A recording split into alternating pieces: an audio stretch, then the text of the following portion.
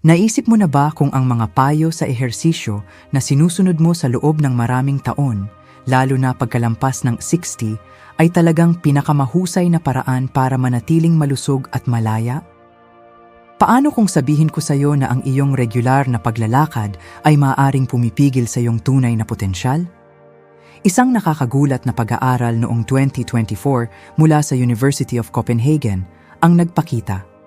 Mga matatandang gumamit ng 5 tiyak na ehersisyo ay bumaba ang panganib ng pagkahulog ng 73% at tumaas ang lakas ng 89%. Hindi ito typo, halos doble ang kakayahan mo. Kahit ako, isang doktor na may dekada ng karanasan, ay talagang nabigla. Ang mga lumahok ay gumugol ng 40%, mas kaunting oras kaysa sa naglalakad, ngunit nakamit ang mas mahusay na resulta sa bawat marker ng kalusugan. Sa video na ito, ibabahagi ko sa iyo ang eksaktong 5 ehersisyo na ito. Simple, madali, at libre.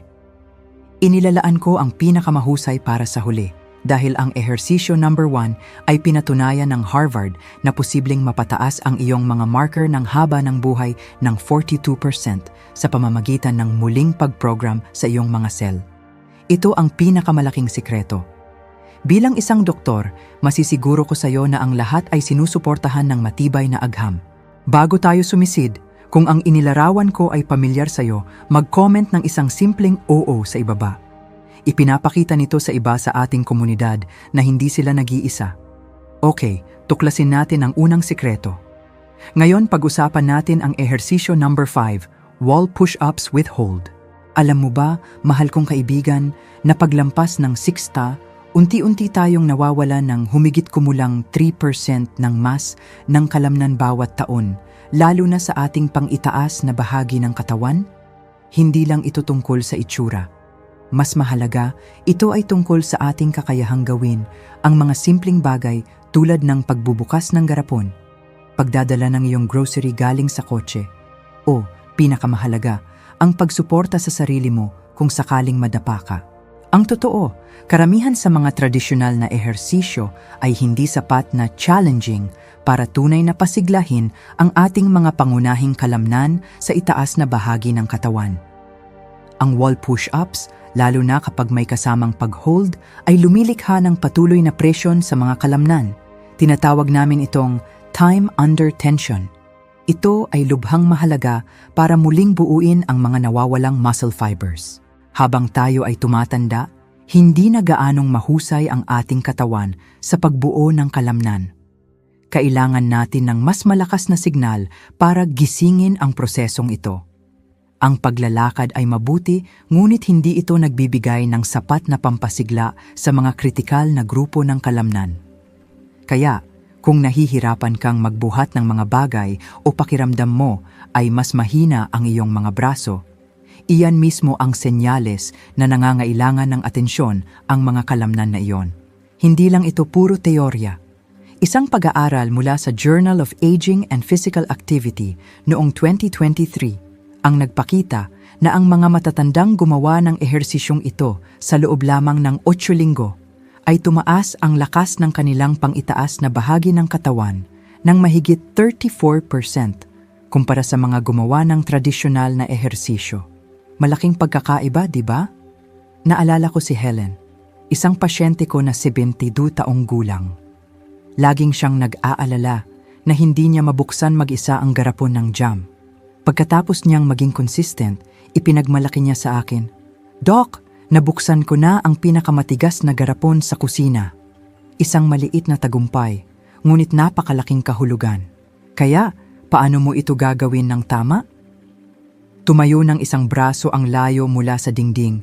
Ilagay ang iyong mga palad ng patag sa dingding, kapantay at kasing lapad ng balikat. Dahan-dahang sumandal pasulong hanggang sa halos dumikit ang iyong ilong sa dingding. Hawakan ang posisyon na ito ng 3 hanggang 5 segundo. Pagkatapos, dahan-dahang itulak pabalik sa panimulang posisyon ng 2 segundo. Ang susi dito ay ang mabagal at kontroladong paggalaw. Kung masyadong madali, umabante ka. Kung masyadong mahirap, lumapit ka.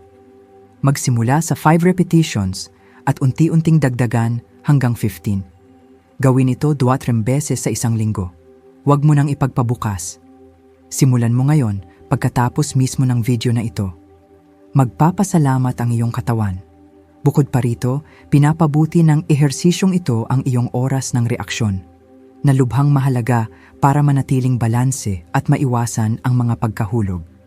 Ito ay isang bagay na hindi gaanong epektibong naibibigay ng simpleng paglalakad.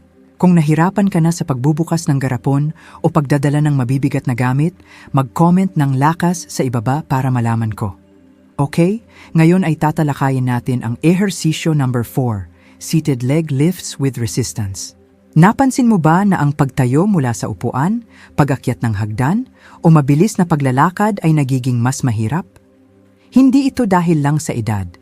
Ito ay dahil sa paghina ng kritikal na kalamnan sa balakang at hita na hindi natin gaanong na-eehersisyo ng tama. Ang mga kalamnan na ito ang ating makina para sa paggalaw. Isang bagong pag-aaral noong 2024 mula sa Archives of Physical Medicine ang nagpakita. Ang seated leg lifts na may resistensya ay nagpabuti ng bilis ng paglalakad ng 28% at ng kakayahang umakyat ng hagdan ng 45% sa mga matatanda. Nakakabilib, di ba? Direktang tinatarget nito ang hip flexors at quadriceps, mga pangunahing makina sa bawat hakbang at pagtayo. Ang tradisyonal na paglalakad ay hindi sapat ang lakas para lubusang pasiglahin ang mga ito. Kailangan natin ng kontroladong paggalaw para muling buuin ang lakas. Kung kailangan mong gamitin ang mga kamay upang bumangon o kinakapos ka sa hininga pag-akyat ng burol, ang ehersisyong ito ay para sa iyo. Ang bilis ng paglalakad ay tinatawag pangang ika-6 na vital sign ng mga doktor. Ganyan kahalaga. Naalala ko si Mang George, 78 taong gulang. Nahihirapan siyang umakyat ng hagdan para bisitahin ang kanyang mga apo. Iminungkahi ko ang ehersisyong ito. Pagkatapos ng ilang buwan, nakaya na niyang umakyat ng hindi na humawak sa handrail. Isang simpleng ehersisyo, ngunit nagbigay sa kanya ng malaking kalayaan. Paano mo ito gagawin? Umupo sa isang matibay na upuan, tuwid ang likod, patag ang paa. Dahan-dahang iangat ang iyong kanang binti ng diretso sa harap mo, panatilihing tuwid ang tuhod, hawakan ng 2 segundo. Pagkatapos, dahan-dahang ibaba ng hindi hinahayaan ang paa na dumampi sa sahig. Magdagdag ng light ankle weights o resistance band para sa dagdag hamon. Siguraduhin lamang na ang iyong likod ay nakasandal ng maigi sa upuan. Gawin ito ng 10 hanggang 15 repetitions sa bawat binti. Ito ay isang game changer para sa iyong mga binti. Subukan mo ngayon din ang unilateral training, pag-ehersisyo ng isang binti sa isang pagkakataon, ay nakakatulong din sa pagwawasto ng natural na imbalances ng kalamnan habang tayo ay tumatanda. Nagpapalakas at nagpapastability ito sa iyong mga hakbang. Kung ikaw ay nagulat sa kung gaano kahalaga ang bilis ng paglalakad, mag-comment ng "Wow" sa ibaba. Ehersisyo number 3, Standing Heel Raises with Balance Challenge. Alam mo ba, mahal kong kaibigan, na ang mahihinang binti ay maaaring maging isang silent enemy ng ating kalayaan habang tumatanda? Hindi lang ito tungkol sa paglalakad, kundi isa rin itong mahalagang bahagi ng ating balanse at maging ng sirkulasyon ng dugo. Isang pag-aaral noong 2023 mula sa National Institute on Aging ang nagpakita na ang lakas ng binti ay ang pinakamahusay na prediktor kung mananatili kang independent sa susunod na 10 taon para sa mga edad 60 pataas. Talaga, iniisip mo siguro, bakit? Ang ating mga binti ay parang isang pangalawang puso, tumutulong sa pagbomba ng dugo pabalik mula sa ating mga binti patungo sa puso. Kapag mahina ang ating mga binti, ang sirkulasyon ng dugo ay humihina na nagre-resulta sa pamamaga, mas mataas na panganib ng blood clots at seryosong pagbaba ng ating kakayahang maiwasan ang pagkahulog. Ang ating proprioception o ang kakayahan ng ating katawan na maramdaman ang posisyon nito sa espasyo ay humihina rin.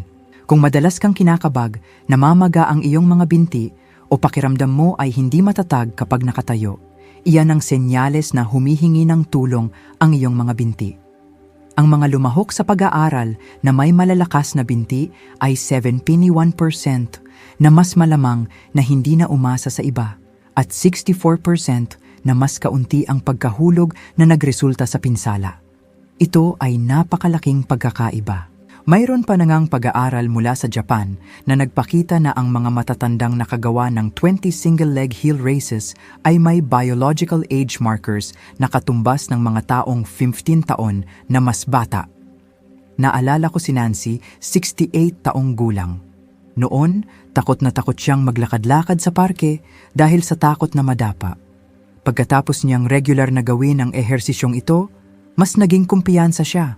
Nakasali pa nga siya sa mga light dance class.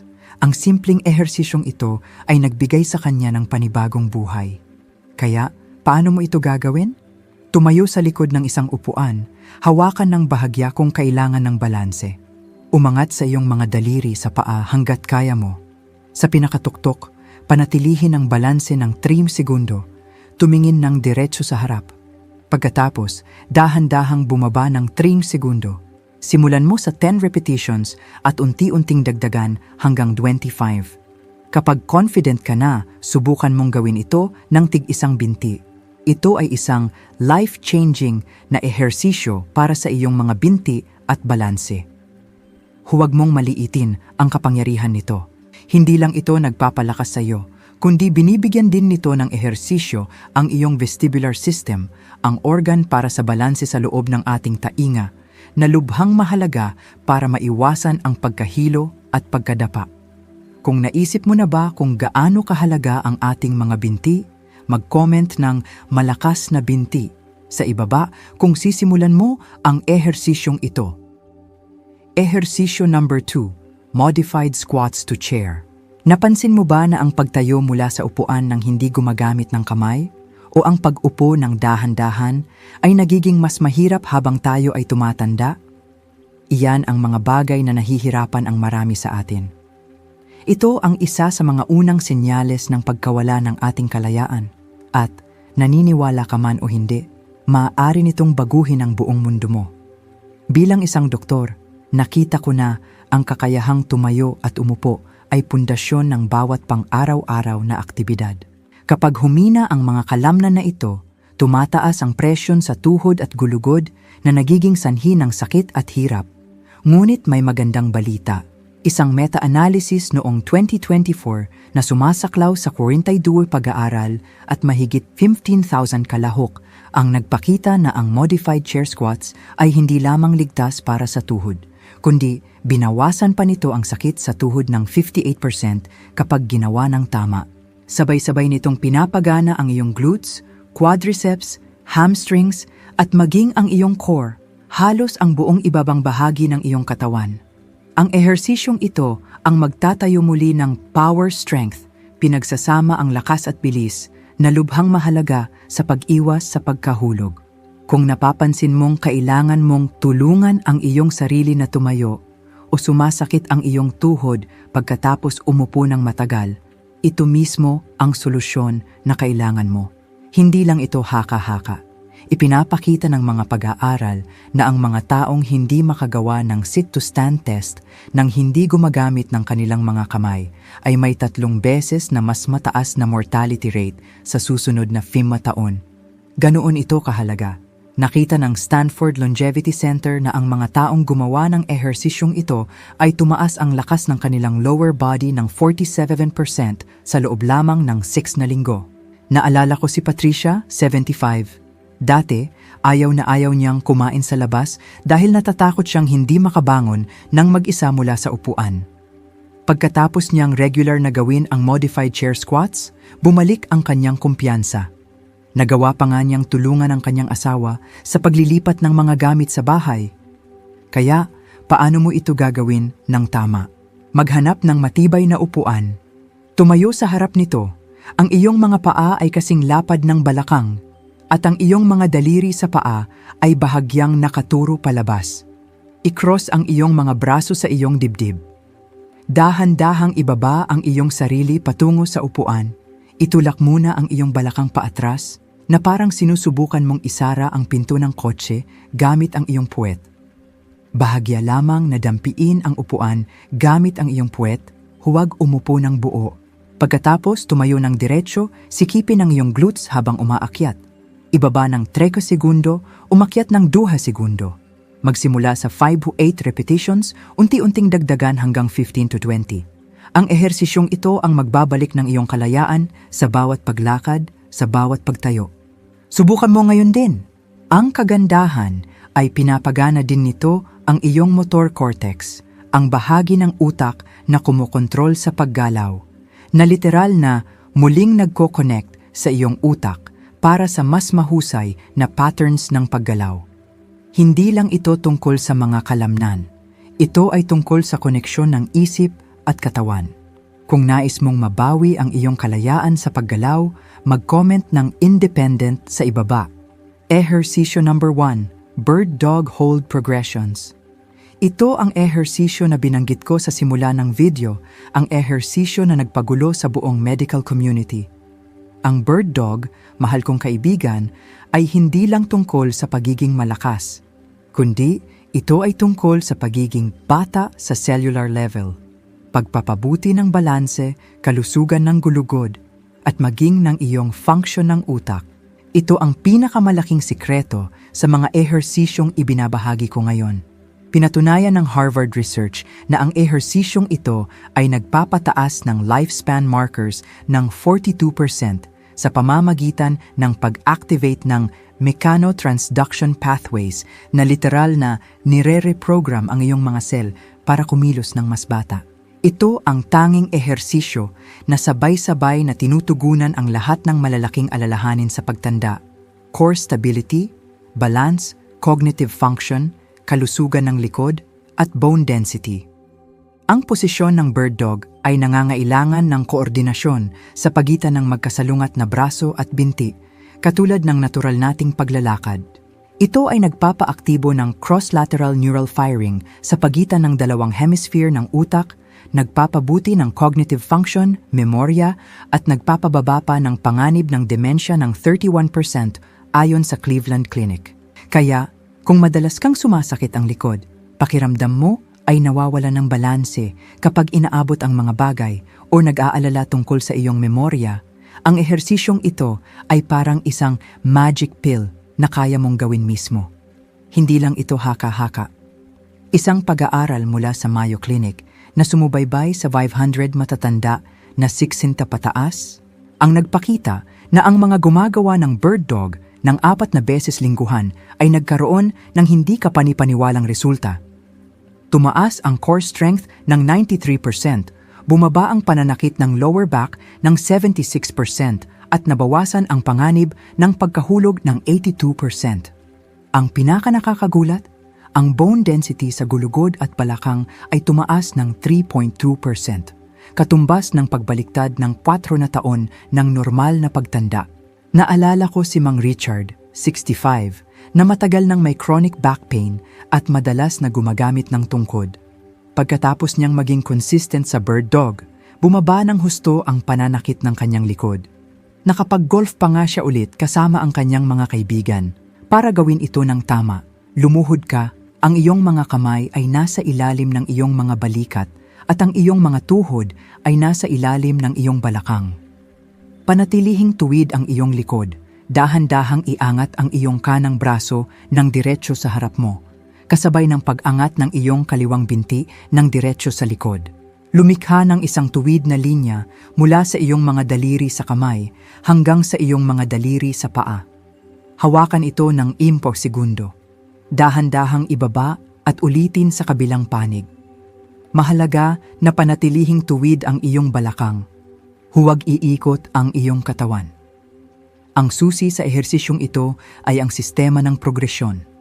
Sa linggo, 1 to 2, hawakan lang ng 10 segundo bawat panig, 5 repetitions. Sa linggo 3 o 4, dagdagan ang paghawak sa 10 segundo.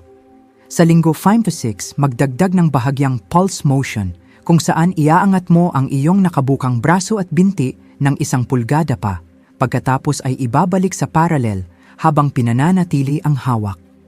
Sa linggo 7 to 8, subukang ipikit ang iyong mga mata habang nag-hold upang madagdagan ang hamon sa balanse. Ito ang isa sa pinakamalaking regalo na maibibigay mo sa iyong katawan at isip. Huwag mong palampasin ang game-changing na ehersisyong ito. May pag-aaral pa nga sa Germany na gumamit ng advanced brain imaging. Nakita nila na ang bird dog ay nagpapaaktibo ng mas maraming iba't ibang rehiyon ng utak ng sabay-sabay kaysa sa anumang ehersisyo. Kaya, literal na nakakatulong ito sa iyong pagpapalaki ng bagong tissue ng utak. Hindi ba't ito ay talagang hindi ka panipaniwala? Mag-comment ng haba ng buhay sa ibaba kung handa ka nang i-activate ang iyong kakayahan sa pagpapabata ng cell.